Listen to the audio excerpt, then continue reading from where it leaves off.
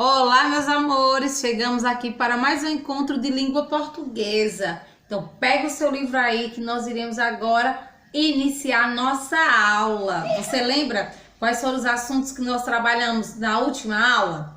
Na verdade, nós estamos trabalhando tanto em língua portuguesa quanto em história sobre um assunto contextualizado, que é sobre o Estatuto da Criança e do Adolescente. Você lembra o que é Estatuto da Criança e do Adolescente? O famoso ECA. Ele, na verdade, é um documento que garante, através dele, alguns direitos assegurados às crianças e adolescentes. Vocês lembram até qual a idade ele abrange? Ele atende criança de 0 a 18 anos. Você sabe em que ano essa declaração foi instituída? Foi instituída no ano de 1959, através da Organização das Nações Unidas, conhecida como ONU. Você já ouviu falar? Também a gente abordamos na última aula, que infelizmente nem todas as crianças têm seus direitos assegurados, mas que é nosso dever e nossa obrigação fazer com que o Estado, a família, a sociedade preze e zele pelas nossas crianças e nossos adolescentes, pois é deles o futuro do mundo inteiro. E também você aprendeu que a criança ela tem alguns privilégios, você tem alguns privilégios. Entre eles você tem o privilégio de ter moradia, alimentação, saúde, lazer, cultura, entre tantos outros, né? Que a gente já falou, já debateu e tudo mais. Na última aula, nós trabalhamos com um texto que ele estava falando sobre os direitos das crianças. Você sabe que gênero textual era aquele que a gente trabalhou? Não. Você já ouviu falar em estatuto poético? Aquela estrutura daquele texto era o estatuto poético. Vamos lê-lo novamente para você conhecer um pouquinho das características desse gênero textual? Pois é ele que nós iremos trabalhar a partir de agora. Então vem comigo. Pega o seu livro na página 4, onde está o texto que nós iremos lê-lo.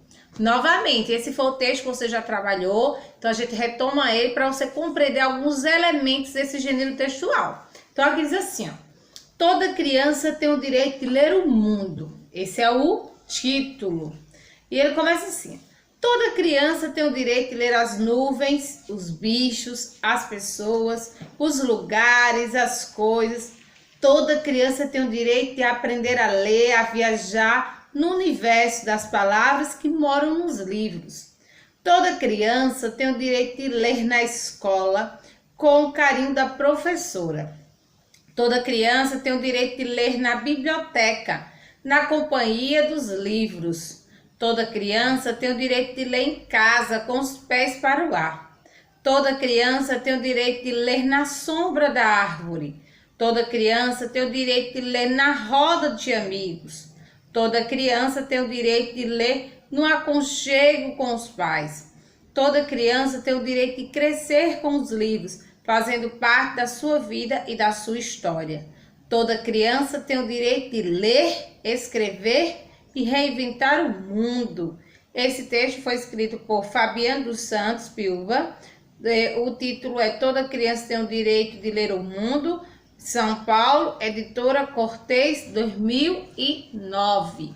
Então, esse é o texto que nós temos ele como base. Base para quê? Para que você possa compreender alguns elementos básicos que contém nesse gênero textual. A primeira coisa que nós podemos ver que o eu poético ele aparece nesse texto. Você vê que o eu poético ele sempre fica tentando aproximar, mexer com o sentimentalismo do leitor. A questão poética, ou seja, do poema, ele não precisa necessariamente ele rimar, como é o que a gente já está acostumado. Para muitos, o poema só é poema se ele tiver rima. Não. O eu lírico, ou seja, a poesia, ela pode ter ou não ter rima, não precisa necessariamente. Basta que ela envolva e mexa com sentimentalismo, que é no caso desse texto aqui. Não tem rima, mas aí apresenta o eu lírico, o eu poético bem presente. Outro detalhe, o estatuto, toda vez que você vê um texto que tem lá direito à vida, direito à liberdade, direito à alimentação. Isso se chama estatutos, ou seja, é um documento onde está lá declarado alguns direitos. Se a gente fosse na sala agora, por exemplo, criar o nosso estatuto, a gente poderia criar nossas regras. Então, as crianças têm direito a ir para o recreio, direito a fazer atividade, direito a fazer amizade, direito a ir no banheiro. Esses são alguns estatutos da sala. Direito de manter a sala limpa. Então, esses são alguns exemplos. Mas aqui nós podemos perceber que ele falou a parte poética aqui porque ele não citou um direito, vamos dizer assim, que seja garantido por lei. E aqui ele está só dando exemplo que como é bom que a criança ter esse direito de estar lendo em casa, na praça, na escola, na biblioteca. E ele faz essas citações. Então, por isso que nós dizemos que ele é o estatuto poético. Então, se alguém perguntar para você que gênero textual é esse, você já ficou sabendo. Se você ficou na dúvida e depois esquecer, você pode aproveitar e escrever aqui em cima. Gênero textual, estatuto poético. Aí aqui, no nosso livro, na tarefa de casa que vocês fizeram, é tudo pessoal, por isso que nós não vamos fazer a correção. Nós vamos agora para a página 6, que é a página que nós iremos trabalhar hoje. Que para isso a tia precisava fazer essa releitura do texto para vocês poderem compreender a atividade, que é uma continuação. E aqui diz assim, qual é a frase que mais se repete no texto? Você lembra? Quando a gente começou a ler o texto, ele se repete sempre uma mesma frase, né? Que é a seguinte: toda criança tem o direito de ler. Esse é o direito que está sendo abordado, trabalhado, discutido durante todo o texto. E ele ali apresenta várias formas onde a criança pode ler e assim garantir esse direito. Então, a frase que você vai colocar aí é o quê? Toda criança tem o direito de ler. É aqui, por que o autor elaborou essa repetição? E aí, na sua opinião, por que é que ele sempre repetia? Então, o gênero textual estatuto, ele tem esse objetivo. Ele geralmente repete algumas palavras para enfatizar ainda mais. Ou seja, fazer com que as pessoas compreendam melhor aquele direito que está sendo trabalhado. Por isso que o autor repetiu tantas vezes, porque aí você já conseguiu captar que o direito que está sendo trabalhado é o direito à leitura. Aqui, no quinto, porque o que traz muitas ideias de lugares. O quinto, ele traz assim, ó. O texto traz muitas ideias de lugares e maneiras de leitura. Como você gosta de ler?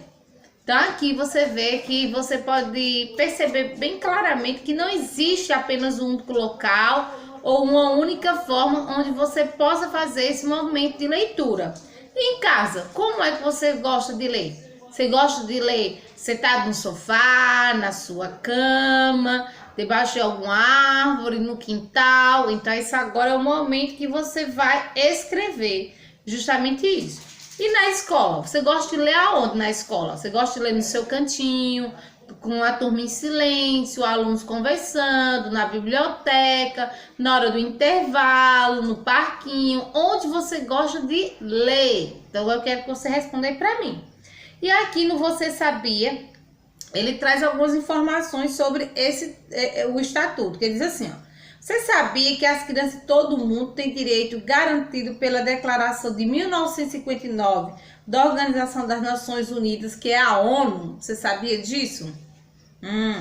E você sabia que entre esses direitos está lá assegurado um nome e uma nacionalidade, alimentação, recreação e assistência médica, amor e compreensão, está entre os primeiros a receber proteção e socorro e receber educação.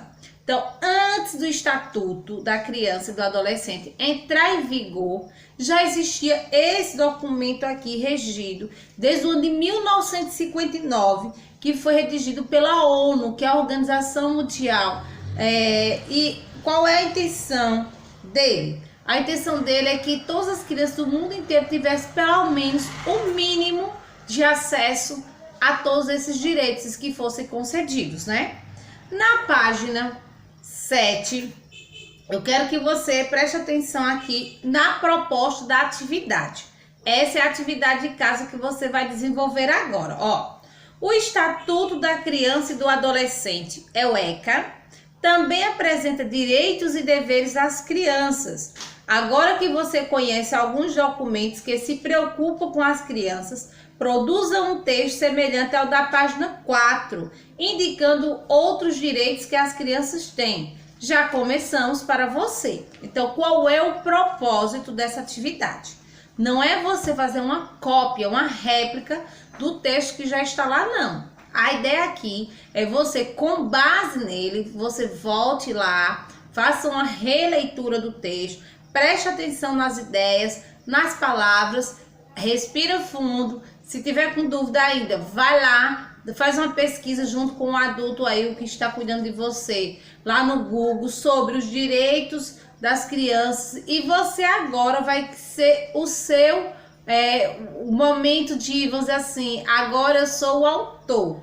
Que vai ser o momento que você vai escrever também um texto com esse gênero textual, que é estatuto poético. Ah, tia, eu vou ter que fazer rima? Lembra o que eu falei? Nem todo texto poético tem rima, desde que ele mexa com o emocional, essa parte mais do eu lírico. Então, o que você vai fazer? Aqui já começou. Toda criança tem o direito de... Então, aí você agora vai pensar, estruturar algumas ideias. Você pode até escrever em uma folha à parte, pedir para o adulto fazer as correções necessárias e reescrever o texto nessa página aqui. O texto já pronto, corrigido, de acordo com as orientações do adulto. Eu sei que algumas crianças não gostam de reescrever o seu texto. Mas por que eu bato nessa tecla? Porque é importante, meus amores, que é o momento onde vocês vão observar se a sua ideia realmente concretizou, se você errou alguma letrinha ali em relação à ortografia, faz a correção. Então, esse é o momento importante para o seu aprendizado. Então, ó, não fique chateada aí com a mamãe ou com a professora do reforço que está te auxiliando nesse momento, ou com o papai ou com a vovó. É necessário. Você tem compreendido esse momento? Que bom, eu espero que sim. E aqui, por final, você vai fazer uma avaliação da sua escrita. Eu gosto muito que o aluno faça, porque é o momento dele se autoavaliar. O que é autoavaliar? É o momento que eu próprio vou verificar onde eu estou errando, onde eu estou melhorando, o que é que eu preciso fazer para continuar. Então, aqui nós temos a seguinte legenda. Você pode observar que todos os livros têm essa. Nós temos a mãozinha aqui, ó, do legal, e nós temos a mãozinha do nada legal. Então, aqui nós temos duas perguntinhas básicas. A primeira, descreveu um direito que consta no Estatuto da Criança e do Adolescente? Na atividade que eu mandei você pesquisar, você lembra? 5 direitos da criança e do adolescente, e você escolheu, dentre aqueles tantos outros, 5. Se você conseguiu fazer essa atividade, você vai marcar o quê?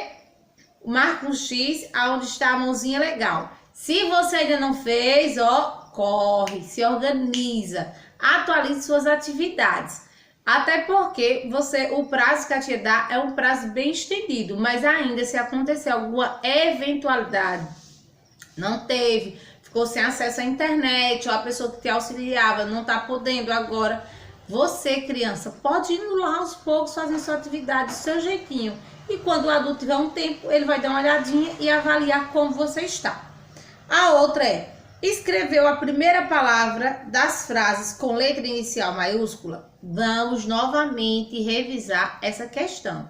Ainda tenho visto nas atividades que eu tenho recebido, criança escrevendo nome de pessoas com letra minúscula, nome de cidades nas atividades. Então, ó, presta atenção.